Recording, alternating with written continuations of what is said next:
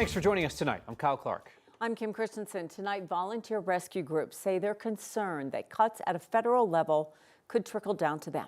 We begin tonight with 9 News reporter Spencer Soisher up in Boulder. And Spencer, some of those volunteers are concerned that national park worker layoffs mean that they'll be stretched thin.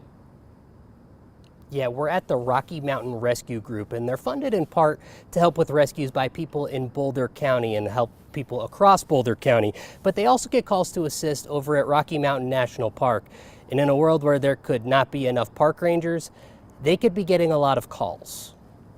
Our main focus is to just help people that are having one of their worst days. Drew Hildner works with the Rocky Mountain Rescue Group. They're contracted through Boulder County to help people. Most people think that these are daredevil athletes that we go out and rescue, but 1/3 of our rescues are of people that are hiking. While most of their calls are in the foothills, they're called elsewhere too. When Rocky Mountain National Park needs additional assistance, then we'll go up there and provide some mutual aid for them. Up to a dozen times each year, rangers will call for their additional help at Rocky Mountain National Park, federal land and part of the National Park Service.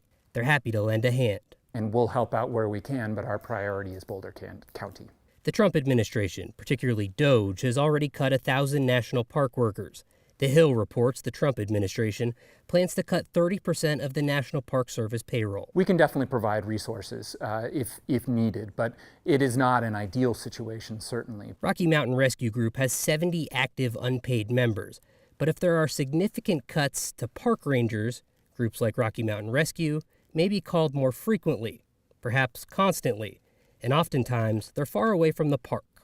Drew says if they're needed, they could get to most of the calls, but they're just volunteers who may be called to help too often. This could stretch us thin in terms of if there aren't enough SAR resources on the federal side. And we'll help out where we can, but our priority is Boulder County. It's not clear what positions would be cut or, frankly, how many. This is on top of the 2,000 U.S. Forest Service workers who are already terminated. Live in Boulder County, Spencer Soisher, 9 News. The future of the federal center in Lakewood is unclear, and the Trump administration is not offering answers for the employees there or for the city of Lakewood. Mayor Wendy Strom estimates 8,000 federal employees live in her city. Most work at the federal center. The campus houses the largest collection of government agencies outside Washington. The Trump administration has signaled that it's ready to sell off at least some of those buildings and cut staff numbers, although not even the mayor knows for sure. I'm talking to staff every single day. Do we have any updates? Have we heard anything? I'm also talking to my friends and neighbors that are federal employees that live on the federal center. There's more information that can come out that way. The federal center has a secure perimeter, so it's not clear what would happen if some of the buildings inside were sold off to private buyers, then how non-government workers would get through the checkpoints. Lots to sort out. The Department of Education is preparing to lay off nearly half of its employees. The move was announced within the last few hours. So this comes as President Trump has been promising to shut down the Department of Education, which he likely cannot completely do without Congress. 9 News reporter Rachel Krause is along now, and you're working to understand the full impacts of these sweeping cuts. Yeah, the Department of Education says when President Trump took office, there were 4,100 workers. After today's actions, they'll have just under 2,200. Experts say with the magnitude of these cuts, there's no question there will be an impact, but what that'll look like isn't immediately clear. The Department of Education is over everything from student loans and Pell Grants to the Individuals with Disabilities Act and Title I, making sure everyone can access an equitable education. Even before the layoffs, it was among the smallest of cabinet-level agencies. Kevin Wellner, director of the National Education Policy Center with CU Boulder, says these cuts will hobble the department. As for what the impacts will be to states, schools, and students, it's not immediately clear, but he says questions or requests from local schools about federal programs, resources, and funding may take longer simply because the remaining employees will now have to do twice the work. It's going to impact students. It's going to impact those who work with students also. Obviously, it impacts the people who are being let go and their families. This is all very disruptive, and I think that's the intent, right? I think there's the chainsaw metaphor, right, that Elon Musk has put forward is intentionally disruptive, and I think we're going to have to find out what happens as a result of all that disruption. As for what this will mean for Colorado, it's not clear just yet. I reached out to the Department of Education about this. We do have a regional office for the Department of Ed here in Denver. They say 6 regional offices have been closed and Denver isn't on their list. When I asked what this is going to mean for folks' jobs, they sent back a statement saying in part, quote, all divisions within the department are impacted by this reduction, with some divisions requiring significant reorganization to better serve students, parents, educators, and taxpayers. Rachel Krause, 9 News. The U.S. Agency for International Development is instructing staff in Washington to shred and burn documents. That's according to an email obtained by NBC News. That was set to happen today, according to an email from Erica Carr, the agency's acting executive secretary. It's unclear how many people received the email, thanking workers for their assistance in clearing out classified safes and personal documents. Groups challenging the administration's plans to shut down USAID filed an emergency motion this afternoon, seeking to stop the destruction of those documents. Here at home, beautiful day to get outside. If you didn't get a chance to enjoy the sun and 60s, there is another opportunity coming our way tomorrow. Kathy Sabin is along to talk about that. And with that change comes the wind, and the wind will be our big story by the end of the week. We're not going to have a lot of moisture with this incoming storm on Friday, but it will definitely have impacts across the state for those traveling at the end of the week.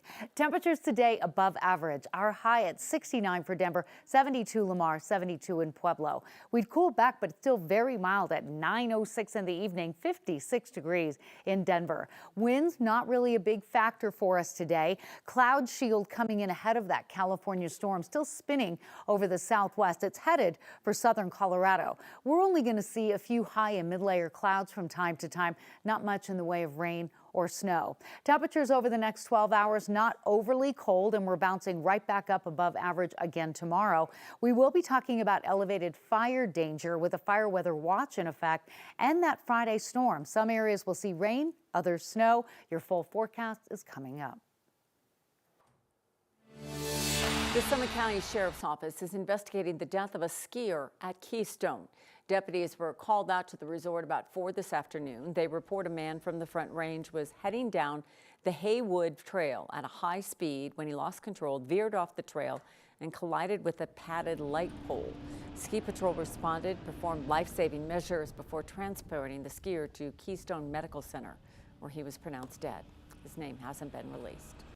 New tonight, Republican Congressman Jeff Hurd is defending his decision to hold a town hall by telephone instead of showing up to take questions in person from the people he represents. Days after NBC News reported that House Republican leaders are actually urging the members to stop holding in-person town halls, Hurd chose to have one by phone. As appreciative as we are of a teleconference and as efficient as that can be for you, is it possible to have schedules of times when you're going to hold in-person town halls to have a little bit more personable interaction? I think it's important for me to see folks face to face. What I would say is I want to make sure that it's a productive dialogue and that we're talking about the issues that I'm hearing from my constituents and that we're not devolving into political theater. I think some of the things that you've seen from other parts of the country suggest that the folks that are at these events aren't necessarily interested in sharing their views, but they're interested in putting on a performance. That's something that I'm less interested in. So finding the right venue, the right place, the right time is something I'm definitely interested in. Several Democrats from Colorado, like Congresswoman Brittany Pedersen and Congressman Jason Crow, have held in-person town halls with the people that they serve in recent days. Democratic Senator John Hickenlooper is going to hold a virtual event tomorrow night while the Senate is still in session in D.C. Marathon hearing over a gun control bill at the state capitol that's designed to enforce existing law began this morning and continues now. Senate Bill 3 would require buyers of commonly purchased semi-automatics capable of accepting detachable magazines to go through a gun safety training class overseen by Colorado Parks and Wildlife. That bill has led to heated debate at the Capitol. The bill is about recognizing the deadly reality of modern-day mass shootings and doing everything in our power to prevent them. After 31 years as a cop, I can tell you this will not stop murder. It will not stop a mass shooting. It will not stop suicides for those who are committed to ending your own life. That House Judiciary Committee still needs to vote on the bill in order to advance it. It has already passed the Senate side. Deputies detained 5 people after a carjacking led to shots fired near a school in Adams County this afternoon. Happened near the Global Leadership Academy near I-25 and Highway 36. Mapleton Public Schools says a bullet went through a window at the Mapleton Arts Center. The district says no students were in the building at the time. No one was hurt. The sheriff's office says it happened after 2 people carjacked someone in the neighborhood and one of them fired a gun. The carjacking victim is okay. Of the 5 people detained, just 1 is an adult. The sheriff's office says they don't believe the 18-year-old was involved in the carjacking. New tonight, the Adams County coroner has released the names of 2 people whose bodies were found inside a home in Thornton. Authorities identified them as Chad and Kendra Anderson. Police say their bodies were found after someone set fire to a home on Columbine Street nearly 2 weeks ago. Police are investigating this as a homicide.